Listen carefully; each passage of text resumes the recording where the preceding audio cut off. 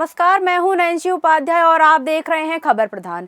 पश्चिम बंगाल फिलहाल सुर्खियों में है, लेकिन इस बार कोई छापेमारी या कोई गिरफ्तारी की खबर नहीं है, बल्कि खबरें आ रही हैं कि बागी गुट को अब एक नया ठिकाना मिल गया है। एक नई पार्टी के सहारे टीएमसी का बागी गुट अब राजनीति कराने जा रहा है। वो पार्टी है एनसीपीआई। ये वही पार्टी है जो 2023 के त्रिपुरा विधानसभा चुनाव में कोई खास कमाल नहीं दिखा पाई थी। बागी गुट के इस पार्टी से जुड़ने की खबर ने इस चर्चा में ला दिया है।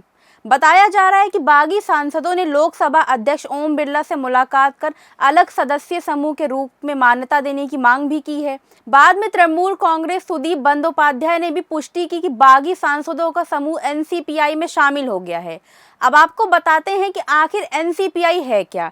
देखिए, nationalist citizens party of India को 20 जनवरी 2023 को चुनाव आयोग ने एक रजिस्टर्ड लेकिन गैर मान्यता प्राप्त राजनीतिक दल का दर्जा दिया था।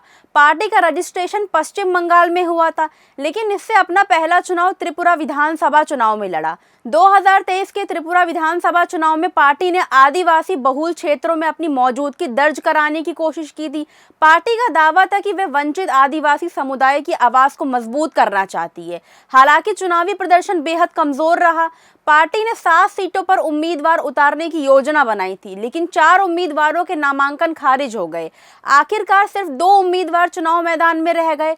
पार्टी को चुनाव परिणामों में कोई बड़ी सफलता नहीं मिली।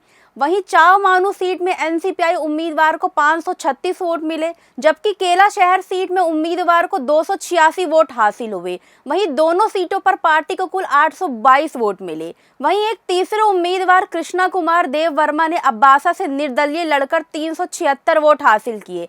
इस तरह पार्टी समर्थित कुल वोटों की संख्या में 1198 तक पहुंची, लेकिन कोई भी उम्मीदवार जीत के करीब नहीं पहुंच सकी। चुनाव आयोग के रिकॉर्ड के अनुसार पार्टी को केवल 1.13 लाख रुपए का चंदा मिला था।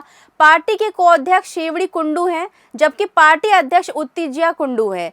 पार्टी का कार्यालय पश्चिम बंगाल के हावड़ा जिले में दर्ज है। अब एक दिलचस्प बात यह है कि त्रिपुरा में पार्टी के टिकट पर चुनाव लड़ने वाले कुछ उम्मीदवारों ने बाद में दावा किया कि चुनाव खत्म होने के बाद पार्टी का उनसे संपर्क लगभग खत्म हो गया। उनका कहना था कि चुनाव के बाद संगठन सक्रिय नहीं दिखा। पार्टी के संस्थापक शांतनु डे के अनुसार संसाधनों की कमी और आंतरिक विवादों की वजह से संगठन की गतिविधियां प्रभावित हुई। त्रिपुरा चुनाव के बाद वित्तीय मामलों को लेकर मतभेद भी सामने आए, जिससे पार्टी की गतिविधियां धीमी पड़ गई। लेकिन अब तस्वीर पूरी तरह बदल चुकी है। तृणमूल कांग्रेस के 20 सांसदों के विलय के बाद एनसीपीआई अचानक राष्ट्र राजनीति के केंद्र में आ गई है।